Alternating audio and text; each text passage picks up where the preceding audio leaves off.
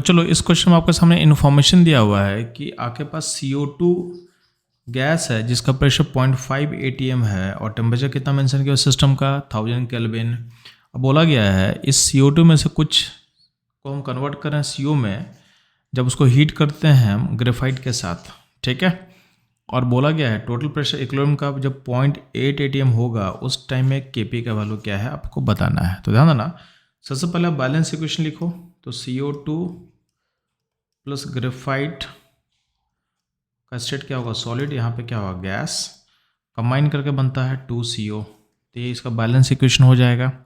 अब ध्यान देना, जब टाइम बिगिनिंग था एंड जब टाइम 0 था उस टाइम में CO2 का प्रेशर 0.5 atm लिया हुआ था, ठीक। और उस टाइम में A 0 होगा क्योंकि आपका CO गैस बना नहीं था। जब टाइम T पे रिएक्शन जब स्टार्ट हुआ तो मान लेते हैं यहाँ से कुछ प्रेशर डिक्रीज हुआ होगा, यानी कुछ CO2 कन्वर्ट हुआ होगा CO में। तो मान लेते हैं यहाँ से -P यानी कुछ प्रेशर डिक्रीज हुआ होगा, तो यहाँ पे 2P प्रेशर बना होगा, ठीक।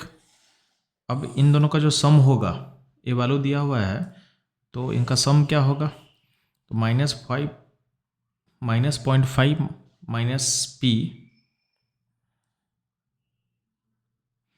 तो बच्चों इन दोनों का सम क्या होगा आपको निकालना है। तो 0.5 - P plus 2P equal to क्या हो, P टोटल होगा इक्विलिब्रियम पॉइंट का।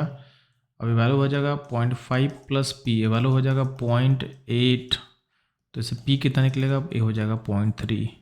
बात समझ में आया। तो अगर P 0.3 होगा तो ये हो जाएगा आपका 0.6 और ये हो जाएगा आपका 0.2। बात समझ में आया।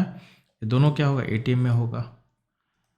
अब आपको क्या करना है, इस इक्वेशन का आपको Kp निकालना है। तो Kp कैसे मिलेगा चलो, तो Kp का रिलेशन लिख लो पहले। तो Kp इस इक्वेशन का क्या होगा, तो प्रेशर ऑफ CO का square divided pressure of CO2। बात समझ में आया। अब ध्यान देंगे तो CO का वैल्यू कितना है 0.6, तो 0.6 को 2 बार लिख लेंगे, नीचे डिवाइड कैसे करेंगे 0.2 से। तो ये 3 बार में कटेगा, वैल्यू कितना हो जाएगा 1.8, यानी Kp का वैल्यू निकल के इतना जब चलो ये हो जाएगा 1.8, यानी आंसर जो होगा 2 हमारा करेक्ट आंसर होगा। तो बस चलो ये था इस क्वेश्चन का इन्वॉल्व की कॉन्सेप्ट, उसका सॉल्यूशन एनालिसिस। इस तरह के सॉल्यूशन के लिए हमारे साथ बने रहें। मिलते हैं हम लोग नेक्स्ट क्वेश्चन में।